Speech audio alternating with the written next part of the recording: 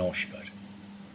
আমরা এর আগে গীতার যে আলোচনা করেছি ২৭তম পর্বে দ্বিতীয় অধ্যায়ের শেষ দুটি শ্লোক নিয়ে আলোচনা করেছি। দ্বিতীয় অধ্যায় সমাপ্ত। আজকে আমরা তৃতীয় অধ্যায় নিয়ে আলোচনা আবার শুরু করব। এই তৃতীয় অধ্যায় আলোচনা শুরু করার আগে দ্বিতীয় অধ্যায় সম্পর্কে সংক্ষেপে দু একটি কথা বলার দরকার। দ্বিতীয় অধ্যায় কী ছিল? দ্বিতীয় অধ্যায় ছিল, প্রথম অধ্যায়ে অর্জুন নানান রকম কারণ দেখিয়ে বলেছেন আমি যুদ্ধ করব না। দ্বিতীয় অধ্যায়ের শুরুতেও অর্জুন বলেছেন যে যুদ্ধ করব না, কিন্তু শ্রীকৃষ্ণ তখন অর্জুনকে ধমক দিলেন। কি বললেন? বললেন ক্লৈবং মাস্মগম পার্থ নৈতত্ত্বয়ী উপপদ্যতে ক্ষুদ্রং হৃদয় দুর্বলং ত্যক্তোত্তিষ্ঠ পরন্তপ। ধমকালেন, কিন্তু আবার বললেন তুমি পরন্তপ, তুমি বীর, তুমি শত্রু নাশ করো, তুমি বীর, সুতরাং তুমি তোমার মধ্যে এই দুর্বলতা কেন, ইত্যাদি ইত্যাদি বলে তারপরে অর্জুনকে উনি নানান রকম বোঝালেন। অর্জুনও বলল যে আমি এরকম গুরু হত্যা করব, সেই রক্তরঞ্জিত ভোগ্যবস্তু এবং রাজ্য আমি ভোগ করতে চাই না। কিন্তু তারপরে ভগবান শ্রীকৃষ্ণ অর্জুনকে নানা রকমভাবে বোঝালেন। কি বোঝালেন? ২০ থেকে ৩০ নম্বর শ্লোকে আমরা আলোচনা করেছি যে অর্জুনকে তিনি এই যে কাউকে হত্যা করলেই সে হত হয় না ইত্যাদি, আত্মা যে চিরন্তন সেই কথা বললেন। সেই বিশ্ববিখ্যাত শ্লোকগুলো, ন জায়তে মৃয়তে বা কদাচিৎ নায়ং ভূত্বা ভবিতা বা ন ভূয়াহা অজো নিত্যঃ শাশ্বত অয়ং পুরাণো নহন্যতে হন্যমানে শরীরে, এই ইত্যাদি, এই সমস্ত যে আত্মা, তার জন্ম নেই, মৃত্যু নেই, তাকে হত করা যায় না, আত্মা চিরকালীন। তারপরে আত্মা সম্পর্কে বললেন যে বাসাংশী জীর্ণানি যথা বিহায় নবানি গৃহণাতি নর অপরাণি তথা শরীরানি বিহায় জীর্ণান্নানি সংজাতি নবানি দেহি।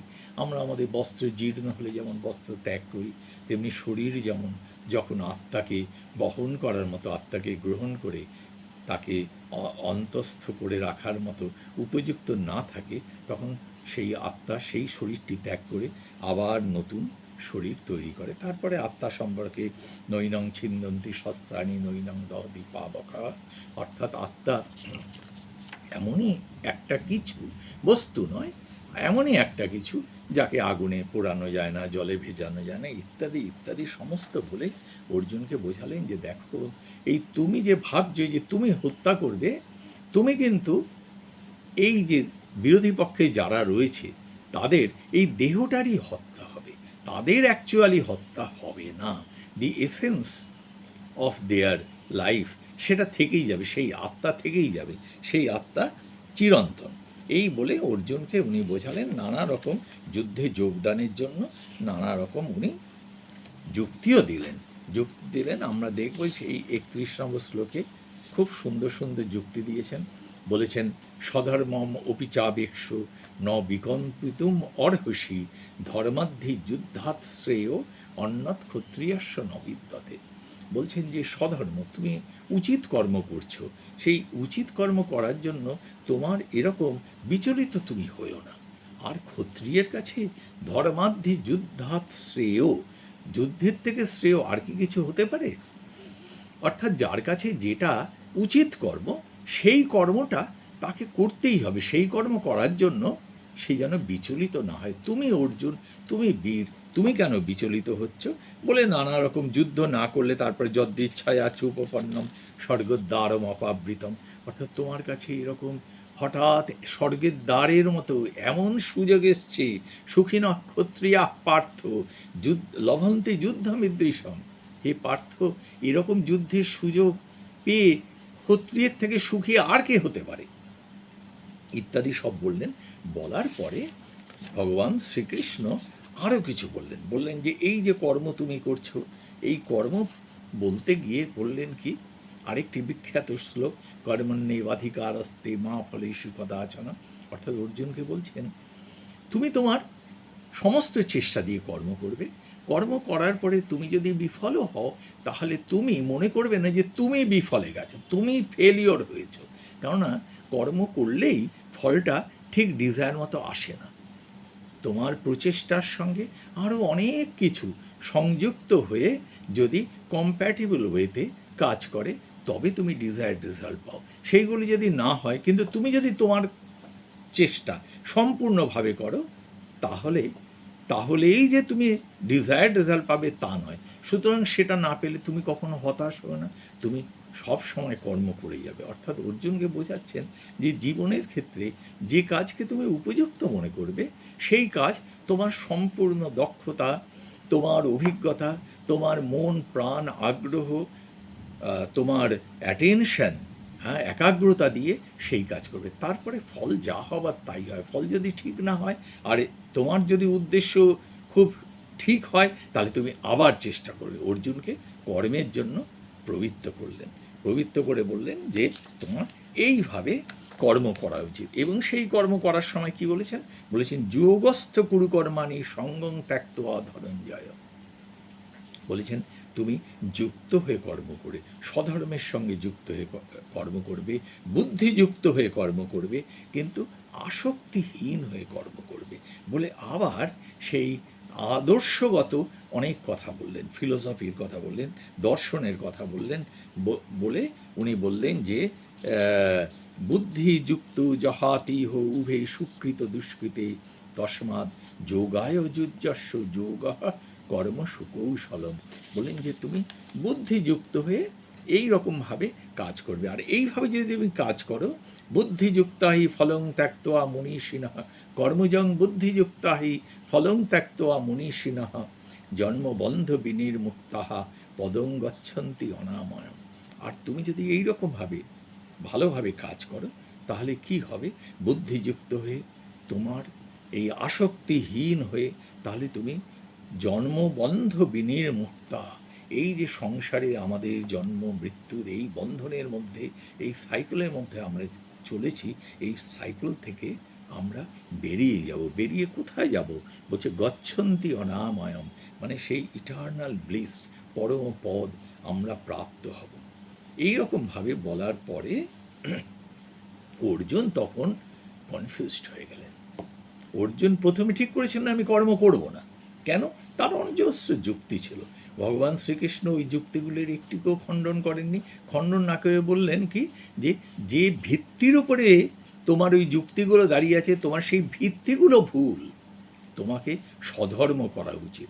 তোমার অভিজ্ঞতা, তোমার যেটা উচিত, তোমার শিক্ষা দীক্ষা, পরিবারের প্রতি, দেশের প্রতি তোমার যে দায়িত্ব, সেই দায়িত্ব পালন করার জন্য তোমার এই কাজ করা উচিত। কাজ করার কথা বলার পরে আবার উনি বললেন কেমন করে কাজ করা উচিত। আসক্তিহীন হয়ে, বুদ্ধিযুক্ত হয়ে কাজ করা উচিত।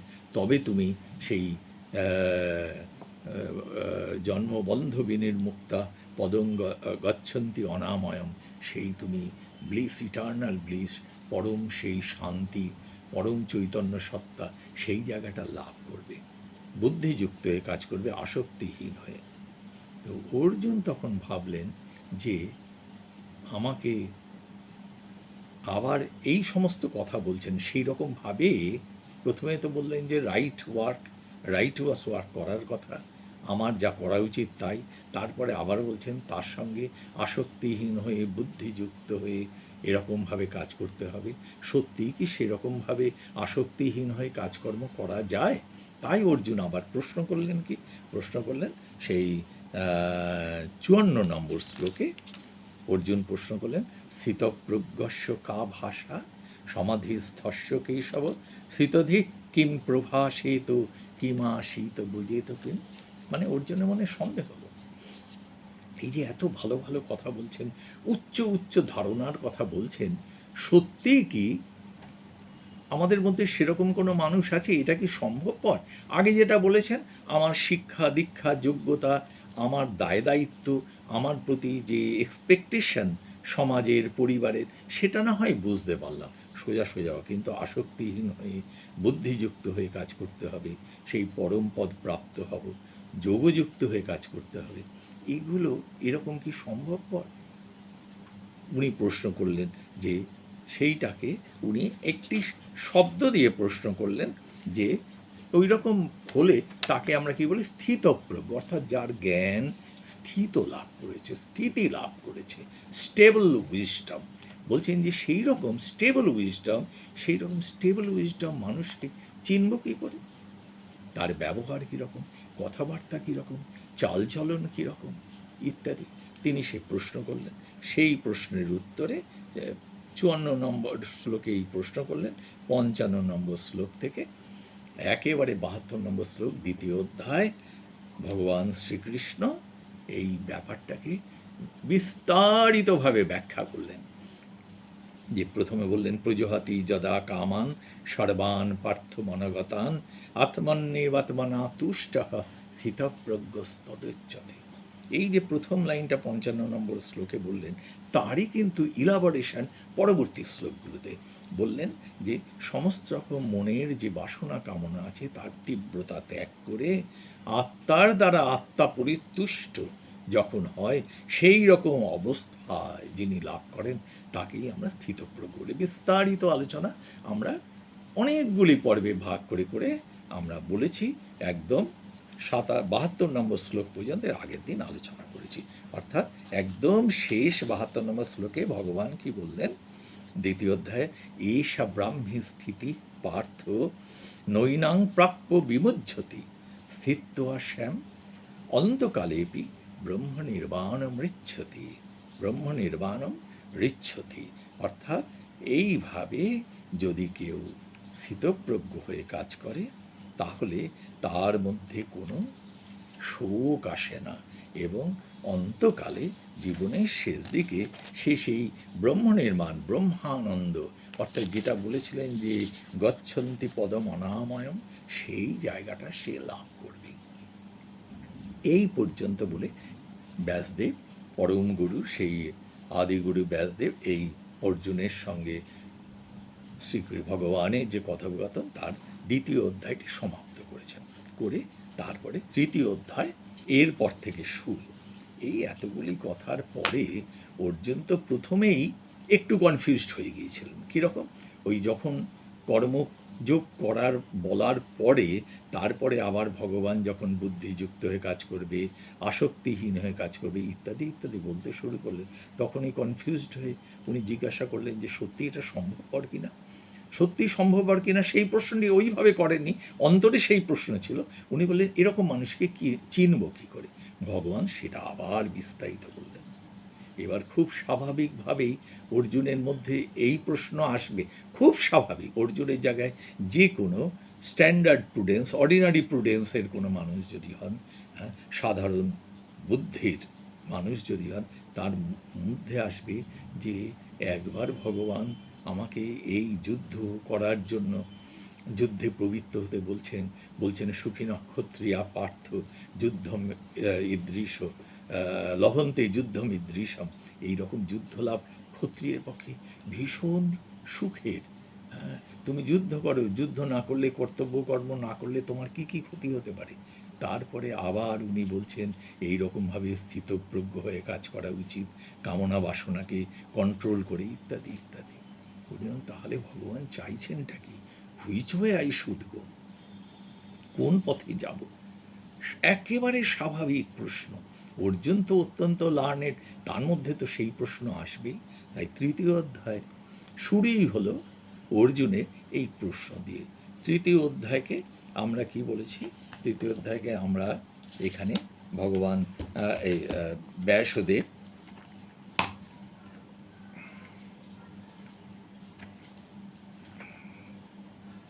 সাংখ্যযোগের পরে তৃতীয় অধ্যায়কে ব্যাসদেব বলেছেন কর্মযোগ। কর্মযোগ নাম দিয়েছেন, টাইটেল দিয়েছেন, বলেছেন যে কর্মযোগ। এই কর্মযোগ শুরু হচ্ছে কোথা থেকে? প্রথম শ্লোকে অর্জুন প্রশ্ন করছেন ভগবান শ্রীকৃষ্ণকে, খুব ক্লিয়ার রিজনেবল কোশ্চেন। একেবারে যে কোনো সুস্থ মস্তিষ্ক মানুষ এই প্রশ্নই করবে, আমাদের সকলের প্রশ্ন। সেটাই অর্জুন করছেন। অর্জুন কি বলছেন? বলছেন, জ্যায়সী চেত কর্মণস্তে, হ্যাঁ, মতা বুদ্ধি জনার্দন তৎকিং কর্মণি ঘোরে মাং নিয় জয়সী কেশব।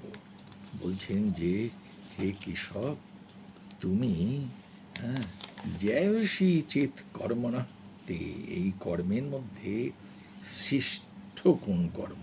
হ্যাঁ, আপনার মতে আপনি তো দুটোই বললেন, স্থিতপ্রজ্ঞ হওয়ার কথাও বললেন, আবার যুদ্ধে যেতেও বললেন। তাহলে এই দুটোর মধ্যে কোনটি শ্রেষ্ঠ? কোনটি শ্রেষ্ঠ? যেটি শ্রেষ্ঠ বলছেন যে তৎকিং কর্মণি ঘোরে মাং নিয়োজয়সি কেশব। বলছে কোনটি শ্রেষ্ঠ? আর আপনি তাহলে, আপনি তো শেষের দিকে বললেন আপনার এই আলোচনায় যে স্থিতপ্রজ্ঞ হওয়াই উচিত, তাহলে আবার আপনি আমাকে সেই যুদ্ধের কথাটা কেন বললেন প্রথমে? খুব স্বাভাবিক প্রশ্ন। অর্জুন বলছেন যে এইভাবে আমাকে কনফিউজ করে দিলে আমি তো বুঝতে পারবো না কোনটা করব। তাই হয় অ্যাকচুয়ালি আমরা যখন কারো কাছ থেকে, কোনো গুরু বা শিক্ষকের কাছ থেকে আদর্শ জানতে চাই, তখন তিনি যখন আদর্শকে ব্যাখ্যা করেন, প্রথমে যদি কর্মের আদর্শ ব্যাখ্যা করেন, গুরুর কাছ থেকে কর্মের আদর্শ আমরা যখন শুনি অভিভূত হয়ে যাই, মনে হয় যে সত্যিই তো কর্মই আমাদের জীবনের শ্রেষ্ঠ। আবার কর্মের আদর্শের পরে গুরু যখন আবার এই জ্ঞানের আদর্শের কথা বলেন, তখন আমাদের কাছে মনে হয় যে না, জ্ঞানের আদর্শই শ্রেষ্ঠ। যখন বলছেন তখন সেই আদর্শের শ্রেষ্ঠ দিকগুলি তুলে ধরছেন। দুটি আদর্শের শ্রেষ্ঠ দিকগুলি যদি তুলে ধরেন ছাত্রের কাছে, শিষ্যের কাছে, শিষ্য তো কনফিউজড হবে। দুটোই যদি ভালো জিনিস হয়, আমি তাহলে একসঙ্গে দুটো কি করে করব? আর একটা গিভেন সার্কামস্ট্যান্স, একটা পার্টিকুলার সিচুয়েশনে আমি তো দুটো কাজ একসঙ্গে করতে পারি না। তখন কি হয়? তখন আরও অনেক ব্যাখ্যার প্রয়োজন হয়। যখন আমরা কোনো আদর্শ কথা শুনি, সেই আদর্শকে পার্টিকুলার সিচুয়েশানে, একটি বিশেষ পরিপ্রেক্ষিতে সেই আদর্শ কীরকমভাবে প্রযোজ্য হবে সেইটা আমাদের বুঝতে হবে। সেই বুঝতে গেলে সেই সূত্রের থেকে সূত্রের ব্যাখ্যার প্রয়োজন।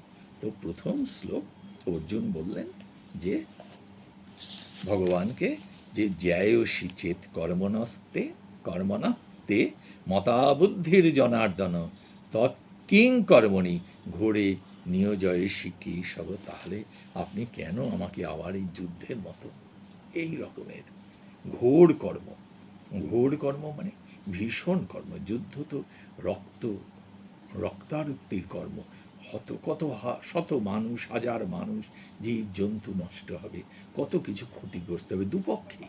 এই রকম কর্মের মধ্যে কেন আপনি আমাকে আবার যুক্ত হওয়ার কথা বলছেন? বলে তারপরে দ্বিতীয় শ্লোকে, প্রথম শ্লোকেরই এক্সটেনশন দ্বিতীয় শ্লোকে বলছেন ব্যামিশ্রেণীব বাক্যেন বুদ্ধিং মোহায় শিবমে। বলছেন হে কৃষ্ণ, তোমার যে এই যে মিশ্রিত বাক্য, একই সঙ্গে এটাও ভালো ওটাও ভালো, তাহলে মিশ্রিত হয়ে গেল, হ্যাঁ, কনফিউজিং হয়ে গেল বলে ব্যামিশ্রে নেব, মানে মিশ্রিত, মানে মিশে যাচ্ছে কথাগুলো, কোন দিকে আমি যাব? বাক্যে নয়, এই বাক্যের দ্বারা বুদ্ধি মোহায় শিবমে, আমার বুদ্ধিকে আপনি মোহগ্রস্ত করে দিয়েছেন। অর্থাৎ I cannot apply my sense of discrimination. আমি যে একটার থেকে আরেকটা পৃথক করব, আমি পৃথক করতে হচ্ছে, আমি দুদিকেরই ভালো দিক দেখছি, এরও ভালো দিক দেখছি, যুদ্ধ করারও ভালো দিক দেখছি, আবার স্থিতপ্রজ্ঞ হয়ে বসে থাকারও ভালো দিক দেখছি। হ্যাঁ, সুতরাং আপনি এক কাজ করুন, তদেকং বদ নিশ্চিত। আপনি আমাকে সার্টেন করে বলুন, নিশ্চিত করে বলুন, এবং একটি কথা বলুন নিশ্চিত করে, যে কোনটি আমি করব। যেন শ্রেয় অহমাপনুয়াম, এই পরের কথাটা কিন্তু অতি গুরুত্বপূর্ণ। অর্জুন বলছেন যার দ্বারা আমি শ্রেয় পাই, শ্রেয় অ্যাটেইন করতে পারি। বলছেন না যার দ্বারা প্রেয় অ্যাটেইন করতে পারি। আমাদের মনে থাকবে, আমরা আগে আলোচনা করেছিলাম যে আমাদের শাস্ত্রে আমাদের সমস্ত কর্মকে একটা দুটি ব্রড ক্যাটেগরিতে ভাগ করা হয়েছে। একটি হলো প্রেয় কর্ম, আরেকটি হলো শ্রেয় কর্ম। প্রেয় কর্ম কি? যে কর্ম করতে আমাদের ভালো লাগে, যে কর্ম ইনস্ট্যান্টলি প্লেজেন্ট, এখন করলে খুব ভালো লাগে, আমাদের সবাই খুশি হয়, নিজেও খুশি হই, আনন্দিত হই, সেই কর্মটি প্রেয় কর্ম। আরেকটি কর্ম আছে যে কর্ম হচ্ছে সেটি খুশির কর্ম হতে পারে, নাও হতে পারে, কিন্তু সেই কর্মটি হচ্ছে আমাদের পক্ষে মঙ্গলময় কর্ম, কল্যাণময় কর্ম। তা এক্ষুনি হয়তো কঠিন হতে পারে, এক্ষুনি আমাদের কাছে আনপ্লেজেন্ট হতে পারে, কিন্তু আনপ্লেজেন্ট হলেও, কঠিন হলেও তার সেই কর্মের ফলাফল, সেই কর্মের উদ্দেশ্য যদি কল্যাণময় হয়, মঙ্গলময় হয়, শান্তির দিকে হয়, উন্নতির দিকে হয়, তাহলে সেই হলো শ্রেয়। জীবনে আমাদের কোন কর্ম করা উচিত? আমাদের জীবনে অতি অবশ্যই সদা সর্বদা শ্রেয় কর্ম করা উচিত, কেন শ্রেয় কর্মই আলটিমেটলি প্রিয়, হ্যাঁ, এবং স্থায়ীভাবে প্রিয়। আর আপাতত প্রিয় যেটা, যাকে আমরা প্রিয় কর্ম বলি, সেটা আপাতত প্রিয়, কিন্তু পরে তার ফল ঠিক নাও হতে পারে, অধিকাংশ সময় তা না হয়। কাজেই আমরা যখন কোনো কর্মের বিচার করব, কর্মের বিচার করতে গেলে আমাদের দেখতে হবে যে সেই কর্মটি প্রিয়র পরিপ্রেক্ষিতে বিচার করব না, বিচার করব শ্রেয়র পরিপ্রেক্ষিতে। সেটি হলো জ্ঞানী ব্যক্তির, ম্যাচিওর্ড ব্যক্তির তার বৈশিষ্ট্য। অর্জুন অ্যাপিয়ার্স টু বি ম্যাচিওরিং নাও। প্রথমে খুব ইমোশনাল ছিলেন, এবার অর্জুন তার ইমোশনকে ত্যাগ করে, আবেগ ত্যাগ করে আস্তে আস্তে যুক্তি নির্ভর, জ্ঞান নির্ভর হচ্ছেন। প্রথম অধ্যায়ে আমরা দেখলাম অর্জুন পুরোপুরি আবেগ নির্ভর। দ্বিতীয় অধ্যায়ে আবেগ নির্ভর শুরুতে ছিলেন, আস্তে আস্তে আস্তে আস্তে উনি এই জ্ঞান নির্ভর হলেন। যুদ্ধ কেন করা উচিত, আবার স্থিতপ্রজ্ঞ কেন করা উচিত, এইবারে জ্ঞান নির্ভরতা অর্জুনের আরও গভীরে প্রবেশ করছে। অর্জুন বলছেন যে, হে কৃষ্ণ, তদেকং বদ নিশ্চিত্ত যেন শ্রেয় অহমাপ্নুয়াম। আমাকে, আমি যাতে শ্রেয় লাভ করি, আমার যাতে কল্যাণ হয়, আমার মানে আমাদের সকলের যাতে কল্যাণ হয়, সকলের যাতে মঙ্গল হয়, সকলের যাতে উন্নতি হয়, সকলের যাতে শেষ পর্যন্ত শান্তি লাভ হয়, আপনি আমাকে সেইটা বলুন।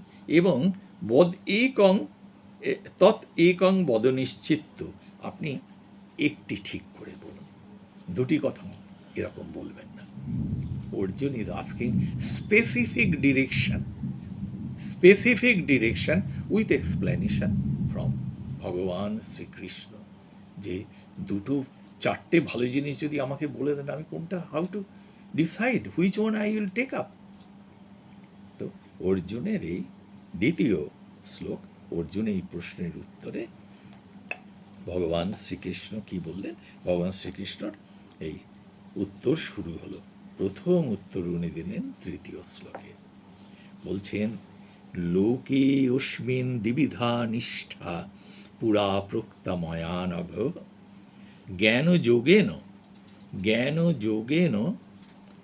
সংখ্যানাং কর্মযোগেন যোগিনাম। বলছেন যে অর্জুনকে এখানে একটা দেখার ব্যাপার আছে। অর্জুনকে উনি সম্বোধন করছেন অনঘ বলে। অনঘ শব্দের অর্থ হলো নিষ্পাপ। অর্জুনকে নিষ্পাপ বলছেন কেন? বলছেন একটি বিশেষ কারণে। সেটা আমরা দেখেছি।